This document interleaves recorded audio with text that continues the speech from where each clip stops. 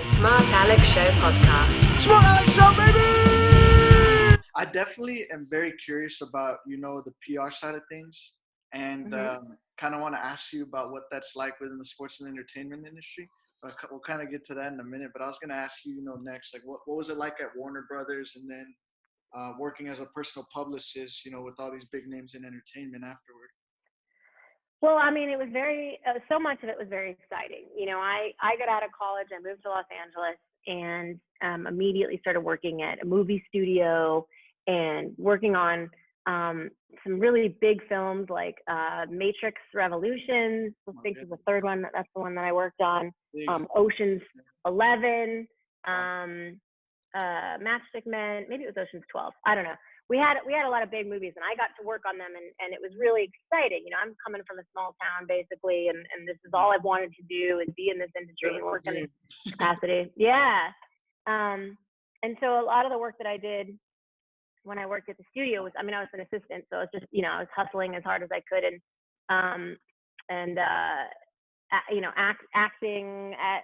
asking everybody I met, like, what more could I do? I was volunteering for everything.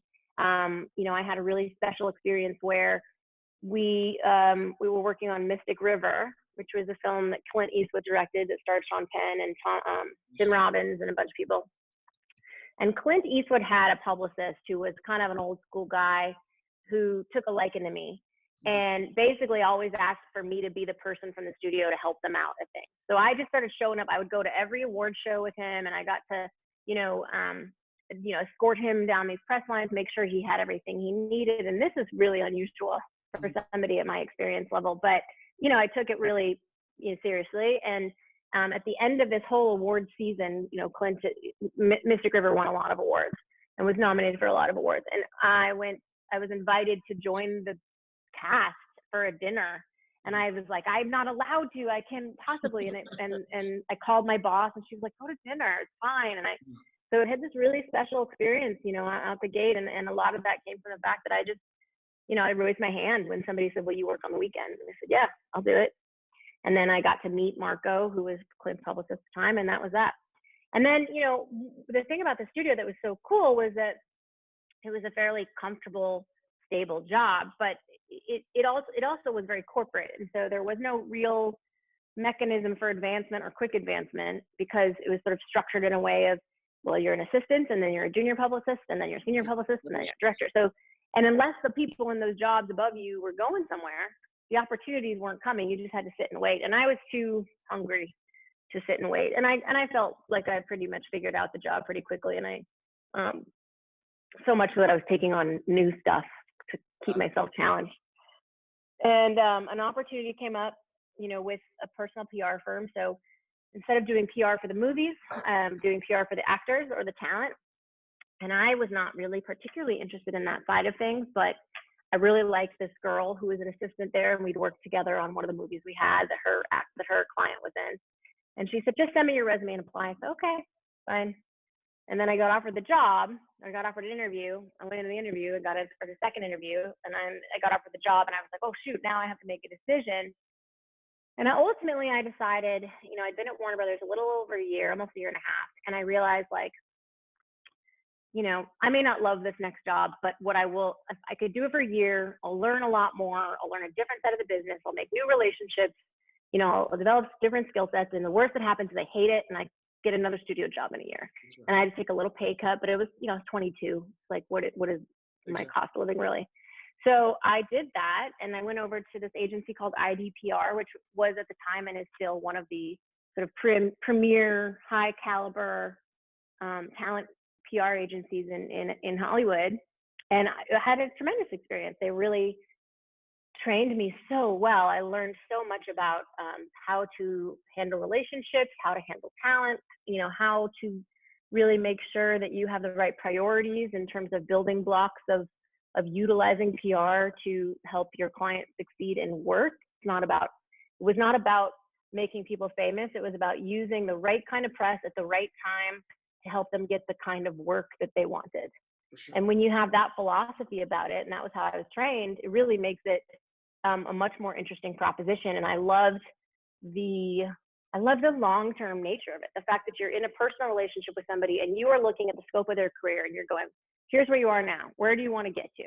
And then, you know, they have to go out and their agents and managers help get them the work. And then once they get the work, we go, okay, we're building your relationship with Vanity Fair, for example. So John Krasinski is one of my clients. I met him and started working with him in the beginning of the second season of The Office.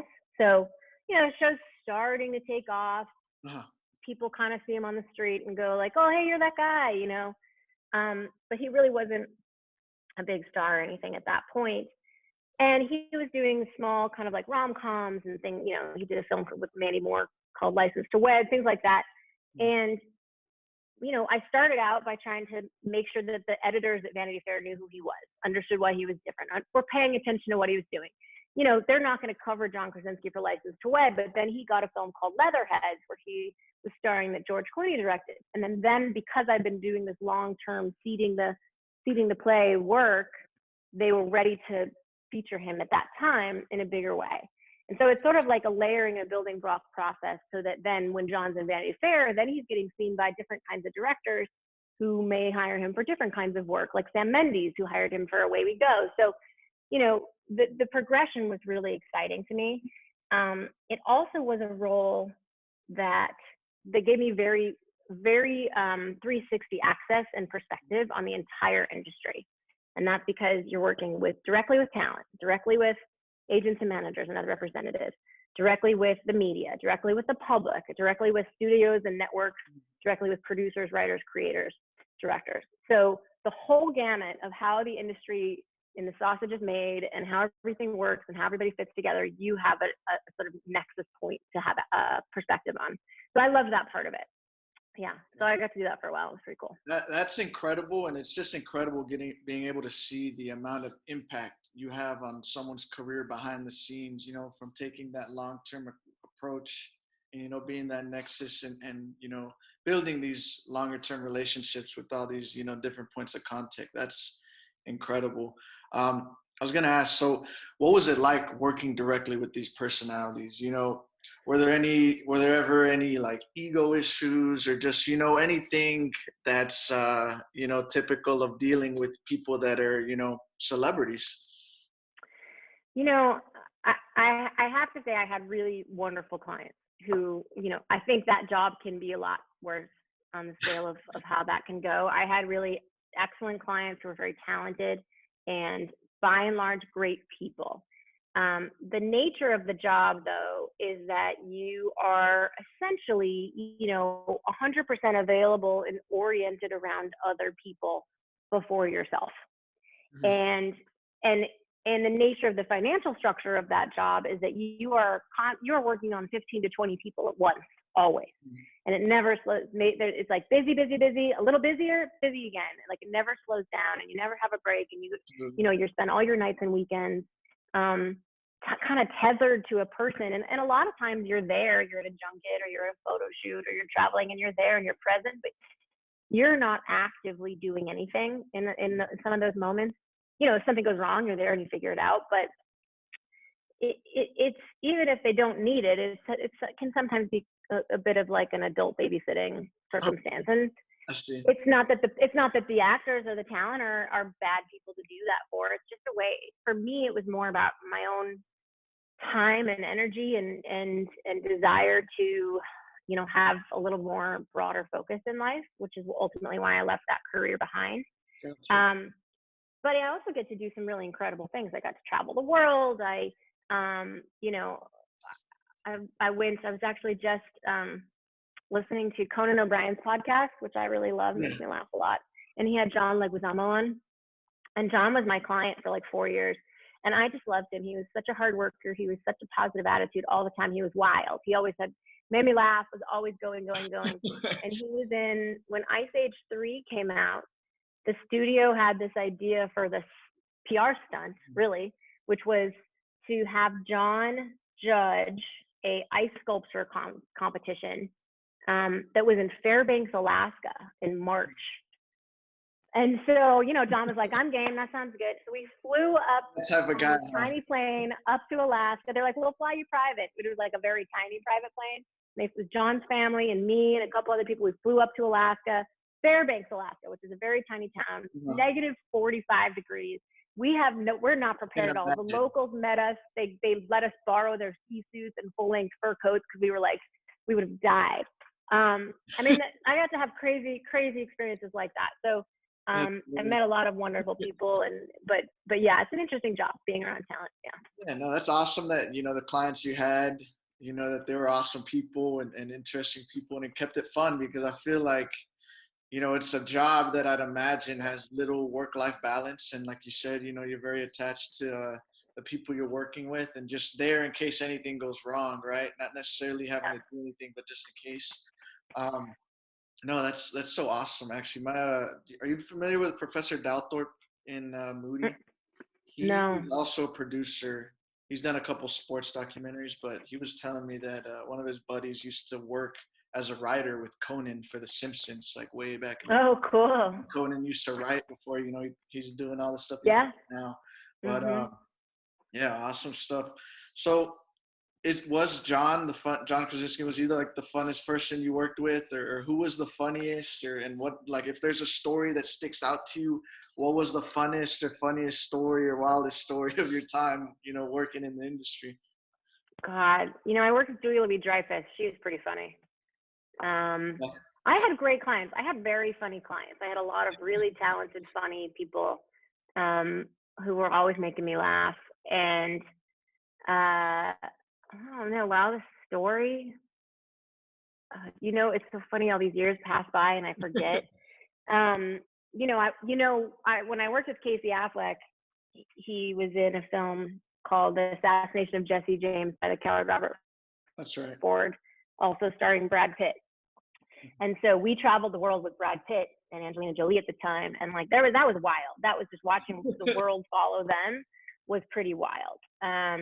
We were in Venice at the Venice Film Festival, and we were walking from the press conference inside to something outside, and so Brad and his people and Casey and me and other people related, studio people and whatever. And this woman kind of charged the group to like lunge at Brad to give him a hug, and we all just kind of got tumbled. And it was like big news because this person kind of like, she wasn't trying to attack him, but it was inappropriate.